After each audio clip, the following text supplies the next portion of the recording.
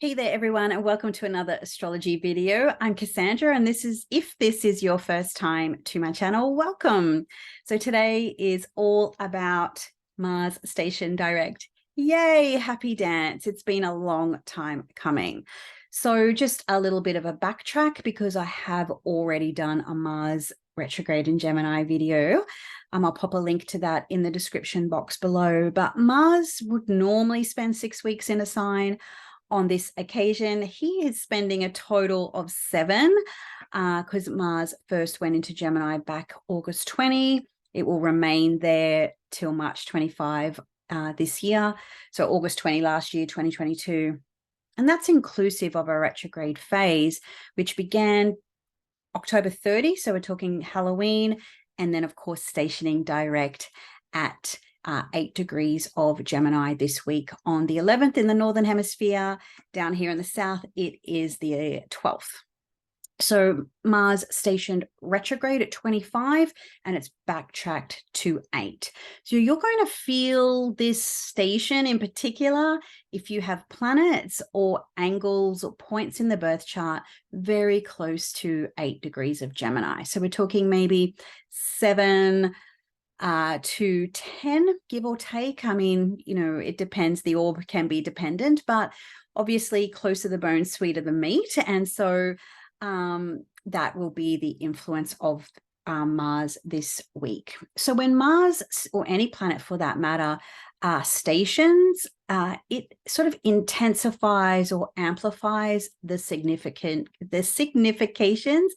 of that planet. So Mars in Gemini, it's going to be an internet shite show this week, I shall suspect. A lot of information coming to light, things that were confusing, unclear, may start to be revealed. It's also important to remember that Mars's ruler is Mercury, currently in Capricorn and retrograde, though this weekend it did have its Cazimi aspect, which is the inferior conjunction of Mercury. And so Mercury is, sort of on the way out of its own retrograde as well. And that will happen on the 17th. So Mars and its ruler can almost concurrently station direct. So this is going to be a big week and next week as well.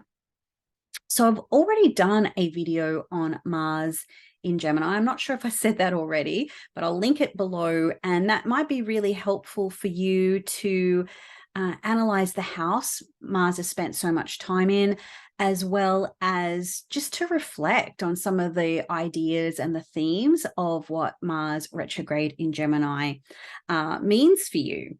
So this particular week or this particular video, I just really want to hone in with a few tips, a few ideas on how to navigate this station, because no doubt there's probably quite a few of you that are just thinking, great, all my problems or all my ideas or challenges, it's like going from 0 to hero is the potential invitation this week, though I would advise against it. And there's a few reasons for that. And so when I'm talking about the idea of 0 to hero, I'm talking about things like New Year, new me, New Year's resolutions and things. By all means, go ahead and strategize them. Write your lists, your to-do lists, do your research, gather the information, logistics, planning, lists, data points, journaling, whatever it is. But there is this idea here that, yes, go ahead and make some choices or decisions, but maybe delay action if and where possible. I'm a bit of a fan of the book, The Art of War by Sun Tzu. It is a bit of a parable for modern living, particularly if you're a Marsi type or you just want to hone into the idea of this particular Mars in Gemini. And it's the idea of the Gemini like strategy and tactics, which is a little bit more Mars, that combination of strategy and tactical. and how they work really well together, but they sort of don't at the same time. So this particular week, I do feel it is a little bit about the idea, one of the quotes is strategy without tactics is the slowest route to victory. Tactics without strategy is the noise before defeat. So that's probably my biggest takeaway for, not only this week, but a little bit this month. Like any type of warfare, it's a slow advance. And so whether that warfare, unfortunately, is in real life, or whether that is the warfare of, maybe health and fitness plans, maybe career goals, financial goals, what have you, this month, this week is particularly about strategy and planning. Another reason why I think it is a real kind of go slow energy, despite Mars being direct, couple of reasons, or maybe there's three. So I'll start with one. Mars barely moves this month. So normally, Mars could nearly cover, sort of 2/3 of its usual transit in one calendar month. But in January, it barely gets off 8 degrees. So it started the month at 9 and it ends it at 10. So it's really not going anywhere. So it's super, super slow, which sort of means when it comes to your tactics and strategy, you may need to go slow as well.